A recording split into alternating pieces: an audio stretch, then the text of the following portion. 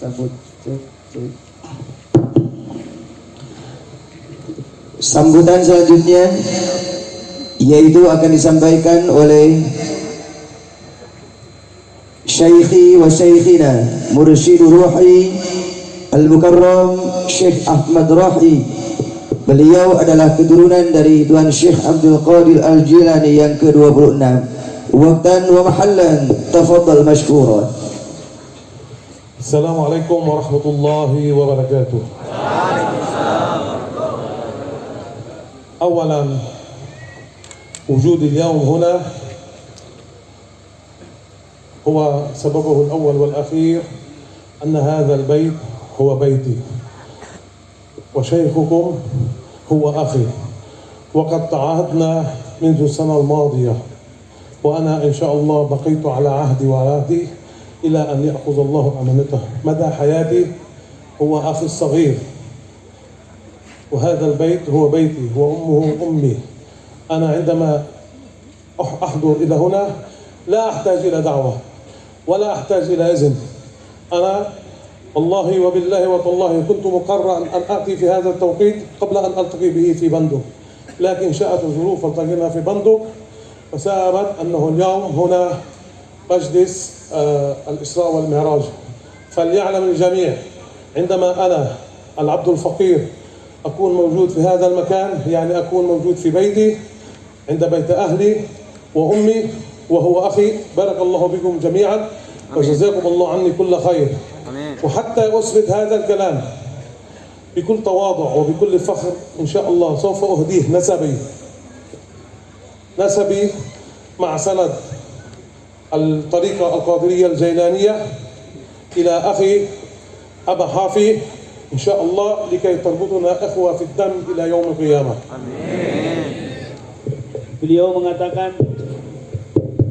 Beliau mengatakan setelah salam, beliau mengatakan ini guru kita semua Abah Cijengjing adalah yang menjadi sebab saya adanya di sini, dan ini rumah saya, sudah saya anggap sebagai rumah saya.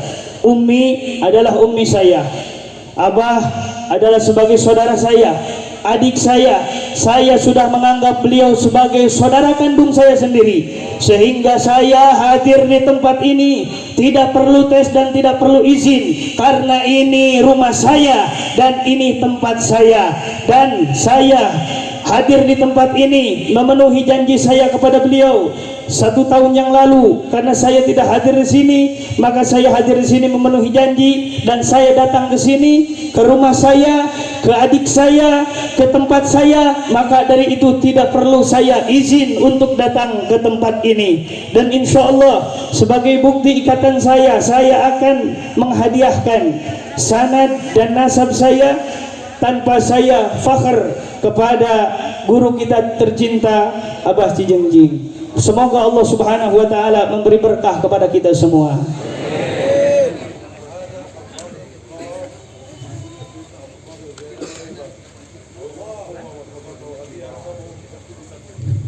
Dan ini cincin khusus, kata beliau, cincin khusus putra keturunan Al-Jailani, dan beliau akan hadiahkan kepada guru kita tercinta Abah Cijengjing sebagai bukti beliau adalah adik daripada Maulana Syekh Ahmad Ruhi Al-Jailani nomor ke-31. Dan ini sanad dan nasab beliau, yakni Maulana Syekh Ahmad Ruhi.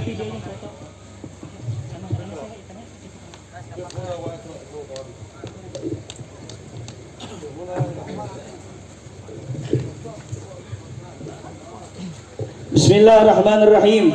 Ijazah wirid utama Tariqah Qadiriyah, membaca Allahumma sholli ala Sayyidina Muhammad wa ala ali Sayyidina Muhammad 100 kali pagi dan sore. La ilaha illallah 100 kali pagi dan sore. Astagfirullahaladzim 100 kali pagi dan sore. Dan ini nasab dan sanad beliau Syekh Sayyid Ahmad Ruhi bin Syekh Sayyid Amin bin Muhammad Ali Ad-Duhaibi Al-Jailani Al-Hasani ilal Qutbil Jailani kepada Tuan Syekh Abdul Qadir Al-Jailani qaddasallahu sirrahu. Yang pertama, ini nasab beliau Syekh Abdul Qadir Al-Jailani qaddasallahu sirrah, Sayyid Abi Badr Abdul Aziz, Sayyid Abi Bakar Al-Jimali, Sayyid Hisamuddin Tashriq, Sayyid Nuruddin, Sayyid Izzuddin, Sayyid Syamsuddin Muhammad Al-Gahali, kemudian Sayyid Muhammad Abi Abdus Syamsuddin, kemudian Sayyid Abil Fattah, kemudian Sayyid Muhammad Syarafuddin, kemudian Sayyid Abil Baqa Ahmad, kemudian Sayyid Muhammad Zainal Abidin, kemudian Sayyid Ali Al-Kabir, kemudian kepada Sayyid Abi Bakar Abdullah, kemudian kepada Sayyid Ya'qub Al-Akbar, kemudian Sayyid Ya'qub Al-Azhar, kemudian Sayyid Ahmad Khalid, kemudian Sayyid Ali Al-Muqrafas, kemudian Sayyid Abi Bakar Abdullah, kemudian Sayyid Muhammad Madaruddin, kemudian Sayyid Yusuf Nasir, kemudian Sayyid Ahmad Khalid, kemudian Sayyid Ali Al-Mabruk, kemudian Sayyid Syekh Hussein, kemudian Sayyid Mabruk, Sayyid Muhammad Ad-Duhaibi. Dan ini adalah nasab, ini adalah sanad beliau. Sayyid Ibrahim Ad-Duhaibi, Sayyid Muhammad, Sayyid Khalil, Sayyid Muhammad Ali, Sayyid Syekh Amin Ad-Duhaibi Al-Jailani, Sayyid Ahmad Rauhi Ad-Duhaibi Al-Jailani. Dan ini adalah sanad beliau. Sayyid Hussein, Sayyid Mustafa, Sayyid Muhammad, Sayyid Hasan, Syekh Umar Ad-Duhaibi Al-Jailani, dan kepada Syekh Ahmad Rauhi Ad-Duhaibi Al-Jailani, kemudian kepada guru kita tercinta Abah Habib Muhammad Abah Jijengji. Takbir. Allahumma salli ala Muhammad.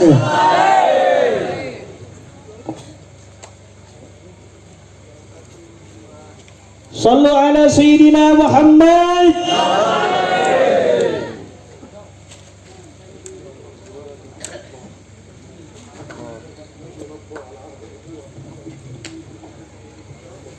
Takbir. Allahu Akbar.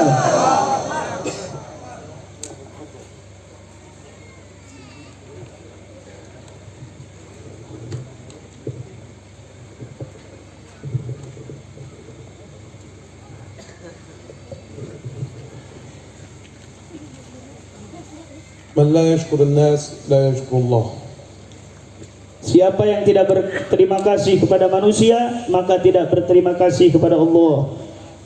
هذا النسب والسند والخاتم الخصوص لذرية سيدنا عبد القادر الجيلاني عربون شكر مني وعربون أخوة في الدم إن شاء الله إلى يوم القيامة بيني أنا الفقير الله أحمد روحي الجيلاني وأخي أبا حافي إلى يوم الدين. Ini nasab dan sanad dan cincin khusus sebagai bukti tali ikatan saya Maulana Syekh Ahmad Rauhi Ad-Duhaibi Al-Jailani dengan guru kita tercinta Abah Cijengjing. Semoga menjadi ikatan yang terikat terus sampai yaumul qiyamah. Alhamdulillah Rabbil Alamin, wassalatu wassalamu ala ashrafil mursalin Sayyidina Muhammad Nabiyyil Amin wa ala alihi wa ashabihi tayyibin at-tahirin. Alhamdulillah alladhi a'tana al-umr لكي نعيش إلى هذه الأيام، لكي نشهد هذه الليالي المباركة، هذه الأيام الفضيلة، شهر رجب المضر الذي أخبرنا عنه المولى عز وجل في القرآن الكريم إن عدة الشهور عند الله 12 شهرا في كتاب الله يوم خلق السماوات والأرض منها 4 حرم ذلك الدين القيم فلا تظلموا فيهن أنفسكم صدق الله العظيم. Setelah memanjatkan puji syukur kepada Allah Subhanahu wa taala, salawat kepada Nabi besar Muhammad sallallahu alaihi wasallam, beliau bersyukur. Mari kita bersyukur kepada Allah Subhanahu wa taala yang telah memberikan kita umur panjang sehingga kita bisa duduk dan sampai umur kita kepada bulan yang dimuliakan oleh Allah Subhanahu wa taala, yakni bulan Rajab yang mulia. Sebagaimana sabda Allah Subhanahu wa taala di dalam Al-Qur'anul Karim, Bismillahirrahmanirrahim. Inna iddatash syuhuri indallahi 12 syahra fi kitabillah yawma khalaqas samawati wal ard. Sesungguhnya hitungan bulan di sisi Allah Subhanahu wa taala adalah 12 bulan. Dari mulai ditetapkannya langit dan bumi, Allah telah menetapkan 12 bulan. Minha arba'atun hurum, daripadanya 4 yang Allah taala muliakan. Dzalika dinul qayyim, itulah agama yang lurus dan tegak. Fala tadzlimu fihinna anfusakum, dan janganlah engkau sekali-kali menzalimi diri kalian sendiri di bulan-bulan yang dimuliakan oleh Allah Subhanahu wa taala. سيدنا محمد صلى الله عليه وسلم أخبرنا أن هذه الأشهر الحرم هي ذو القعدة وذو الحجة ومحرم وبينهما شهر رجب الذي نحن فيه الآن. وكما أخبرنا الحبيب محمد صلى الله عليه وسلم أن نكثر من الطاعات في هذا الشهر، أن نكثر من الاستغفار، أن نكثر من الصلاة، أن نكثر من الصلاة على الرسول صلى الله عليه وسلم، أن نكثر من التقرب إلى المولى عز وجل. من كان عنده حاجة عند أخيه أو بغضاء أو مشاحنة فليسامح أخيه في هذه الأيام المباركة. أن نكثر من الزكاة، أن نكثر من الصدقات، أن نكثر من كفالة اليقين، أن نكثر من إقامة هذه المجالس المباركة التي أخبرنا عنها المولى عز وجل في الآية الكريمة: فلا تظلموا فيهن أنفسكم. أفضل الأعمال بأن نبعد الظلم عن أنفسنا هذه المجالس المباركة، سواء مجلس صلوات وبارك، أو مجلس الإسراء والمعراج، أو مجلس مولد رسول الله صلى الله عليه وسلم، أو مجلس الذكر، أو مجلس الصلاة على الرسول صلى الله عليه وسلم، أو مجلس الحديث رسول الله صلى الله عليه وسلم. كل هذه المجالس هي مجالس مباركة نبعد بها الظلم عن أنفسنا، نستغفر المولى عز وجل، نصلي على الحبيب محمد، نقرأ القرآن، نقدم الصدقات، نقدم الزكاة، نقدم الطعام، فبذلك تحف هذه المجالس الملائكة. سيدنا محمد صلى الله عليه وسلم أخبرنا يا أخوان: ما اجتمع قوم في بيت من بيوت الله، هذا بيت الله وهذا بيت الله وهذا بيت الله، ما اجتمع قوم في بيت من بيوت الله يتلون آياته ويتداولون فيما بينهم إلا ونزلت عليهم السكينة وغشيتهم الرحمة وحفتهم الملائكة وذكرهم الله في من عنده. فبكل هذا العمل وبكل هذا الفعل المبارك، الفعل الطيب، نبعد الظلم عن أنفسنا بالتقرب إلى المولى عز وجل، بالصلاة على الرسول صلى الله عليه وسلم، بإقامة الذكر، بإقامة مجلس صلوات وبارك، بإقامة الاحتفال بليلة الإسراء والمعراج. كل هذه الأفعال وكل هذه الأعمال هي تبعد الظلم عن أنفسنا اتباعا لما جاء به سيدنا وحبيبنا محمد صلى الله عليه وسلم في القرآن الكريم: ولا تظلموا فيهن أنفسكم. Baginda Nabi besar Muhammad sallallahu alaihi wasallam memberitahukan kepada kita semua bahwasannya ketika Allah Subhanahu wa taala berfirman ada 4 bulan yang dimuliakan oleh Allah Subhanahu wa taala, Nabi memberitahukan kepada kita semua 4 bulan tersebut adalah Dzulqa'dah, Dzulhijjah, Muharram dan Rajab. Maka kita semua ada di bulan daripada sebagian bulan yang dimuliakan oleh Allah Subhanahu wa taala, yakni di bulan Rajab. Maka jangan sekali-kali kata Allah Subhanahu wa taala menzalimi diri kita sendiri. Dalam artian kita harus memperbanyak daripada ketaatan dan ibadah kepada Allah Subhanahu wa taala dengan warna-warni amal saleh, dengan memperbanyak salat, dengan memperbanyak puasa, dengan memperbanyak amal saleh, dengan memperbanyak hadir di majlis ilmu seperti ini, dengan memperbanyak hadir di majlis-majlis salawat seperti salawat wa barik, dengan memperbanyak zikir kepada Allah Subhanahu wa taala. Ini hakikatnya adalah tidak menzalimi diri kita sendiri sebagaimana yang disabdakan oleh Allah, sebagaimana yang difirmankan oleh Allah Subhanahu wa taala: majtama'a qaumun fi buyutin min baitillah.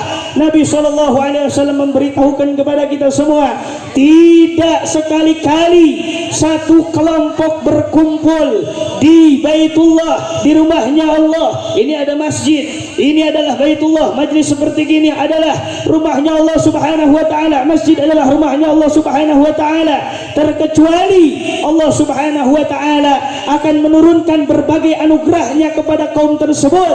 Allah taala akan memberikan ketenangan hati, Allah taala akan memberikan ketentraman, Allah Subhanahu wa taala akan mengutus malaikat-malaikatnya untuk mendoakan kepada Allah Subhanahu wa taala, memintakan ampunan bagi dosa-dosanya. Maka alangkah baik dan indahnya ketika bulan yang mulia ini kita pakai, kita manfaatkan untuk berbagai macam-macam warna-warni daripada amalan-amalan yang dianjurkan oleh baginda Nabi besar Muhammad sallallahu alaihi wasallam, sebagaimana Allah Subhanahu wa taala telah menegaskan dalam ayatnya: fala tadzlimu fihinna anfusakum, dan janganlah engkau sekali-kali menzalimi dirimu, dalam artian pakailah bulan yang dimuliakan oleh Allah oleh berbagai macam warna-warni amal soleh. ومن كان عنده قوة في الجسد والبدن فليحاول أن يصوم في هذه الأيام الفضيلة. سيدنا محمد صلى الله عليه وسلم أخبرنا بل أمرنا أكثروا الصيام في أشهر الله الحرم. وفي الحديث أخبرنا أيضا أفضل الصيام بعد صوم رمضان صيام أشهر الله الحرم. الصيام يا أخوان يعلم الصبر، يعلم المتينة، يعلم العزيمة، يعلمنا الابتعاد عن الفحشاء. والمولى عز وجل أخبرنا في الحديث القدسي: انظروا مدى أهمية الصيام. كل الأعمال وكل الطاعات، الصلاة والزكاة والصلاة على الرسول صلى الله عليه وسلم ومجالس الذكر ومجالس تلاوة القرآن الكريم أجرها محدد، سواء الجنات أو الدرجات أو الرزق في الدنيا أو في الآخرة، إلا الصوم. المولى عز وجل أخذ عهدا على نفسه وأخبرنا: الصوم لي وأنا أجزي به.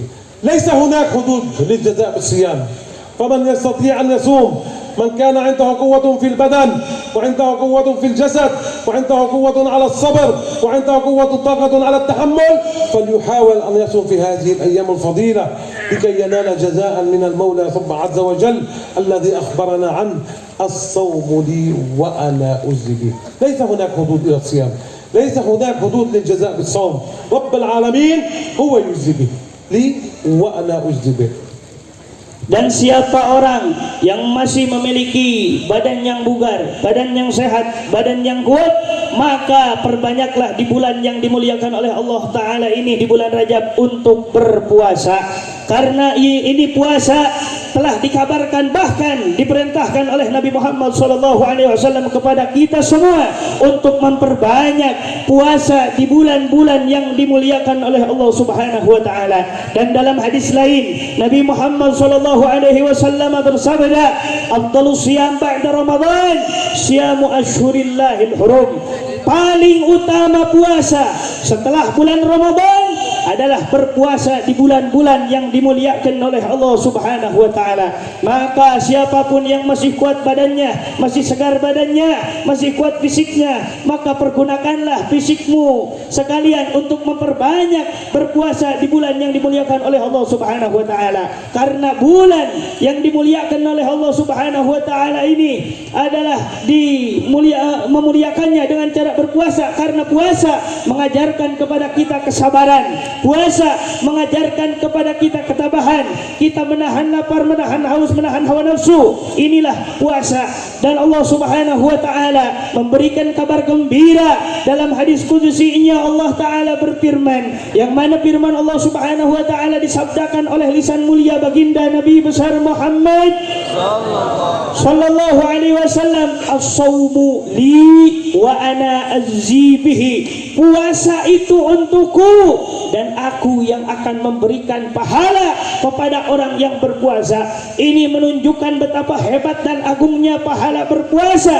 Ketika Allah Subhanahu wa Ta'ala memerintahkan salat, memerintahkan puasa, memerintahkan kumpul di majlis-majlis zikir, majlis-majlis ilmu, itu pahalanya adalah surga Allah, itu pahalanya adalah derajat yang tinggi, itu pahalanya adalah rizki yang berkah, rizki yang bagus dunia akhirat. Tapi puasa lebih daripada itu.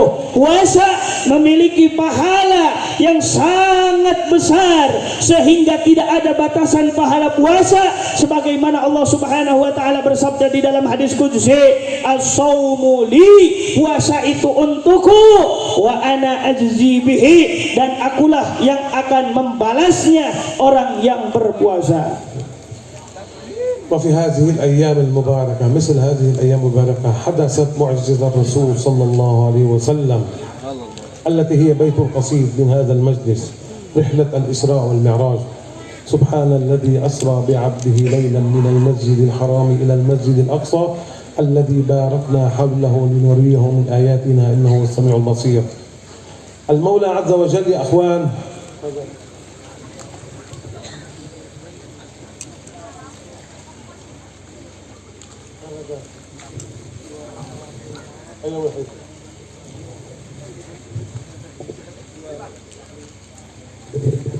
نحن اتفقنا الآن 10 دقيقة. في هذه الآية الكريمة يا أخوان، المولى عز وجل أولا يخبرنا عن رحلة الإسراء والمعراج، تثبيت لكلام سيدنا محمد صلى الله عليه وسلم. سبحان الذي أسرى بعبده. هذه الكلمة بعبده يخبرنا المولى عز وجل أن حتى سيدنا محمد صلى الله عليه وسلم هو عبد لله. كلنا عبيد لله، إقرار بعبوديتنا للمولى عز وجل. وكلنا نعرف قصة الإسراء والمعراج. بعد أن عذب سيدنا محمد صلى الله عليه وسلم وأوذي في مكة وانتقل وتوفي زوجته وتوفي عمه ومنع عنه الطعام ومنع عنه الشراب وآذوه وشتموه، وانتقل إلى الطائف عسى أن يجد أحدا هناك ينصره، فما كان منهم إلا كانوا أشد ظلما ولؤما من أهل مكة. وجرى ما جرى له في الطائف حتى سال الدم من قدميه الشريفتين، وعاد إلى مكة وجاءه سيدنا جبريل وجاءه ملكان في الليل أخرجوا قلبه وملأوه حكمة وإيمان، وأسري به إلى المسجد الأقصى وصلى في الأنبياء إماما تكريما وتعظيما من المولى عز وجل، ومن ثم أسري به إلى السماء. الحكمة من قصة الإسراء والمعراج، يجب علينا أن تكون القصة أو رحلة الإسراء والمعراج واعظا لنا. ماذا جاء به الحبيب محمد صلى الله عليه وسلم؟ ماذا أخبرنا عنه الحبيب محمد صلى الله عليه وسلم إلى أن وصل إلى سدرة المنتهى حيث توقف سيدنا جبريل غير مسموح فقط للحبيب محمد صلى الله عليه وسلم. والعبرة من قصة المعراج هي الصلاة. كل الأوامر وكل النواهي وكل السنن وكل الفرائض نزلت على سيدنا محمد صلى الله عليه وسلم بواسطة سيدنا جبريل، حتى الأحاديث القدسية إلا الصلاة كانت أمر مباشر من المولى عز وجل إلى سيدنا محمد صلى الله عليه وسلم. فيجب علينا أن نحافظ على الصلاة يا أخوان جميعا. الصلاة في أوقاتها، إن الصلاة كانت على المؤمنين كتابا موقوتا. سيدنا محمد صلى الله عليه وسلم يقول أول ما يسأل عنه العبد يوم القيامة الصلاة. الصلاة هي عماد الدين، من أقامها فقد أقام الدين، ومن هدمها فقد هدم الدين. ومن أراد، اسمعوا هذا الكلام جيدا، ومن أراد أن يعيش قصة المعراج أو روحانية المعراج فليواظب على الصلاة، لأن الصلاة هي معراج المؤمن إلى ربه. عندما تصلي تسلم روحك وجسدك وعقلك وقلبك إلى المولى عز وجل، لأن الصلاة هي تنهاك عن الفحشاء والمنكر، لأن الصلاة هي الصلة الوحيدة بين العبد وربه. فلا أحد منكم يحاول أن يؤخر الصلاة على وقتها التي فرضها المولى عز وجل مباشرة منه إلى الحبيب محمد صلى الله عليه وسلم. لا أحد يحاول أن يؤخر الصلاة عن وقتها، لأن من يحاول يؤخر الصلاة عن وقتها له عقاب شديد يوم القيامة، صلاة القضاء. ويل للمصلين الذين هم عن صلاتهم ساهون. ويل هو وادي في جهنم والعياذ بالله، نعوذ بالله من ذلك. من أراد أن يبقى على اتصال مع المولى عز وجل، من أراد أن تكون كل أعماله مقبولة عند المولى عز وجل، من أراد الصحة والعافية والرزق والحياة الرغيدة والعلم وجلاء صدور في الدنيا ودرجات في الآخرة فليحافظ على الصلاة في أوقاتها. بارك الله بكم وجزاكم الله عنا كل خير. أخبرني الجماعة أن هناك وقت محدد، أكتفي بهذا الكلام وبعد الترجمة الدعاء إن شاء الله. Dan pada peristiwa akhir daripada bulan Rajab ini adalah ada satu mukjizat yang luar biasa, yakni Isra Mi'rajnya baginda Nabi besar Muhammad sallallahu alaihi wasallam. Sebagaimana Allah Subhanahu wa taala firmankan di dalam ayat Al-Qur'anul Karim, Subhanalladzi asra bi 'abdihi lailan minal masjidil haram ila al-masjidil aqsa alladzi barakna haulahu linuriyahu min ayatihi innahu huwas samiul 'alim. Subhanalladzi asra, maha suci Allah Subhanahu wa taala yang telah mengisrakan, yang telah menjalankan bi'abdihi kepada hambanya. Ini adalah lafaz abdun. Lafaz hamba adalah kedudukan tertinggi di sisi Allah Subhanahu wa taala. Lafaz hamba yang disandingkan kepada baginda Nabi besar Muhammad sallallahu alaihi wasallam merupakan satu pengakuan Allah Subhanahu wa taala kepada baginda Nabi besar Muhammad sallallahu alaihi wasallam. Kita semua tahu peristiwa Isra dan Mi'raj. dimulai daripada derita dan derita kepedihan perjuangan Nabi Muhammad sallallahu alaihi wasallam. Dimulai dengan wafat istrinya tercinta Sayyidatuna Khadijah al-Kubra, kemudian wafat pamannya Abu Talib yang senantiasa mendukung perjuangan Nabi. Kemudian Nabi pergi berdakwah ke kota Taif untuk mengajak manusia ke jalan Allah, tapi sebaliknya ahli Taif malah lebih zalim dan lebih sadis sehingga melempari batu kepada jasad mulia baginda Nabi besar Muhammad sallallahu alaihi wasallam, sehingga bercucuran darah sampai kepada kaki mulia daripada baginda Nabi besar Muhammad sallallahu alaihi wasallam, penuh dengan kepedihan perjuangan Nabi Muhammad sallallahu alaihi wasallam. Singkat cerita, Nabi Muhammad maka pulanglah ke Mekah. Di Mekah kemudian pada satu malam datang malaikat Jibril alaihi salatu wassalam, membelah dadanya dan dimasukkan daripada ilmu, hikmah, hilim sebagaimana kita tahu semua ceritanya. Kemudian diisrakan Nabi Muhammad sallallahu alaihi wasallam dari Masjidil Haram ke Masjidil Aqsa. Kemudian di Masjidil Aqsa Nabi Muhammad sallallahu alaihi wasallam diberi kemuliaan menjadi imam daripada makmumnya para nabi dan para rasulnya Allah Subhanahu wa taala. Kemudian mi'rajlah Nabi Muhammad sallallahu alaihi wasallam, naik ke langit ke-1, ke-2 terus sampai tembus langit ke-7 dan ke atas terus sampai tembus ke tempat yang mana tidak tahu satu makhluk pun, bahkan malaikat Jibril pun tidak bisa ikut masuk bersama Nabi besar Muhammad sallallahu alaihi wasallam. Dan daripada cerita-cerita Isra Mi'raj sebagaimana kita tahu semua, hikmah daripada Isra Mi'raj baginda Nabi besar Muhammad sallallahu alaihi wasallam, Allah Subhanahu wa taala memberikan satu ibrah, Allah Subhanahu wa taala memberikan satu kado istimewa kepada Nabi Muhammad sallallahu alaihi wasallam, yakni salat. Ketika Allah Subhanahu wa taala memerintahkan segala perintah kepada Nabi Muhammad sallallahu alaihi wasallam, semuanya melalui wasilah malaikat Jibril, tapi kepada Nabi Muhammad sallallahu alaihi wasallam ketika memerintahkan salat, Allah Subhanahu wa taala langsung memanggil dan mengundang Nabi kita tercinta baginda Nabi besar Muhammad sallallahu alaihi wasallam. Maka jadikanlah Isra Mi'raj ini sebagai nasihat untuk kita, sebagai motivasi untuk kita. Hikmah daripada peringatan Isra Mi'raj, hikmah daripada peristiwa Isra Mi'raj, kita harus menjaga satu kado istimewa yang Allah taala berikan kepada Nabi Muhammad, yakni salat. Jagalah salat, perbaguslah salat, perbaikilah salat kita, karena ini salat adalah perkara yang sangat penting dan sangat sakral. Satu-satunya koneksi penghubung antara hamba dengan Allah Subhanahu wa taala adalah salat. Satu-satunya sinyal hamba kepada Allah Subhanahu wa taala adalah salat. Kalau kita ingin baik hidup kita, maka jagalah salat kita, perbaguslah salat kita, indahkanlah salat kita. Jangan sekali-kali kita mengakhir-akhirkan salat kita. Inna salata kanat alal mu'minina kitaban mawquta, sebagaimana Allah Subhanahu wa taala berfirman di dalam Al-Qur'anul Karim, sesungguhnya salat itu telah ditetapkan waktunya oleh Allah Subhanahu wa taala. Jangan coba-coba kita mengakhir-akhirkan salat kita, karena ada ancaman daripada Allah Subhanahu wa taala untuk siapapun yang mengakhir-akhirkan salat. Wailun, ada jurang neraka di neraka jahanam lil musallin alladzina hum an salatihim sahun, buat orang yang salat tapi melalaikan salat tersebut. Perkara yang pertama dihisab yaumul qiyamah, kata Nabi Muhammad sallallahu alaihi wasallam, adalah salat kita. Maka perbaguslah salat kita, indahkanlah salat kita, maka baguskanlah salat kita semua.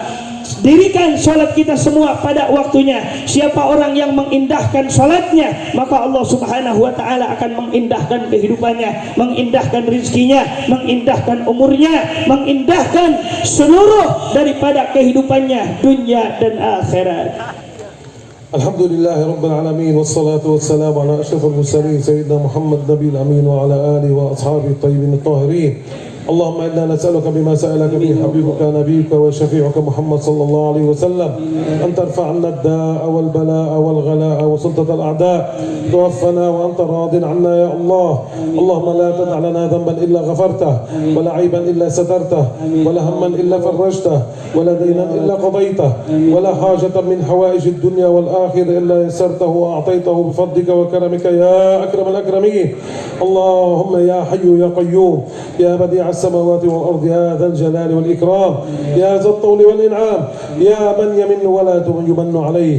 اللهم لا تكلنا إلى أنفسنا طرفة عين أو أقل من ذلك، وأصلح شأننا كله يا أكرم الأكرمين. اللهم اجعل قبرنا روضة من رياض الجنة، ولا تجعله حفرة من حفر النار. اللهم أنطق ألسنتنا عند السؤال. اللهم آتنا كتابنا بيميننا ولا تؤتنا كتابنا بيسارنا. اللهم بيض وجوهنا يوم تسد الوجوه، وأظلنا بذلك يوم لا ظل إلا ذلك. اللهم إنا نتوسل إليك بحبيبك ونبيك وشفيعك محمد صلى الله عليه وسلم أن تبعد وباء كورونا عن أندونيسيا وعن سائر بلاد المسلمين. اللهم احفظ أندونيسيا واحفظ أهل أندونيسيا واحفظ سائر بلاد المسلمين.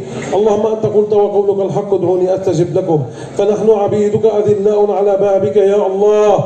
توجهنا إليك يا الله، ليس لنا رب سواك يا الله، فلا تطردنا من رحمتك يا الله. واغفر ذنوبنا جميعا يا الله. اللهم اغفر لنا ما نعلم، واغفر لنا ما لا نعلم، واغفر لنا ما أنت به أعلم، إنك أنت الأعز الأكرم. اللهم بارك هذا المكان، صاحب هذا المكان، بارك مجد الصلوات وبارك، صاحب مجد الصلوات وبارك، بارك جماعة صلوات وبارك، وبارك بهم وبأصولهم وبفروعهم إلى يوم الدين. وأنزل عليهم السكينة والرحمة والرضا والغفران، اللهم بمدد من عندك يا الله. وارزقهم رزقا حلالا طيبا مباركا فيه، وارزقهم ذرية صالحة ولا تشرك بك شيئا. اللهم اجعل العمر الطويل لأمي، اللهم اجعل العمر الطويل لأمي، اللهم اجعل لها الصحة في البدن، الصحة في البدن، الصحة في الجسد، والهمنا الصحة على الصراط المستقيم. اللهم كما أكرمونا في الدنيا أكرمهم في الآخرة. اللهم كما أنعمت عليهم زد عليهم من نعمك وفضلك يا رب العالمين. واجمعنا وإياهم تحت لواء سيد المرسلين محمد صلى الله عليه وسلم، واسقنا من يده الشريفة شربة لا نظمأ بعد أبدا، إنك على كل شيء قدير وبالإجابة جدير. اللهم أرسل ثواب ما قرأنا ونور ما تلونا، هديا واصلة إلى روح سيدنا محمد صلى الله عليه وسلم، ومن جناب الشريف إلى الأنبياء والمرسلين صحابة رسول الله أجمعين، جد الباز عبد القادر الجيلاني، وإلى والدينا ووالديكم، مشايخنا ومشايخكم، من علمنا ومن علمكم، من له حق علينا إلى يوم الدين، أمواتنا وأمواتكم جميع أموات المسلمين، خصوصا إلى صاحب هذا المقام، انفعنا ببركته، اللهم انفعنا بصلاحه، اللهم انفعنا بولايته، اللهم اجعل ولده خير خلف لخير سلف يا رب العالمين، ذرية صالحة يا رب العالمين، اجعله ذخرا له إلى يوم الدين، إنك أنت السميع المجيب.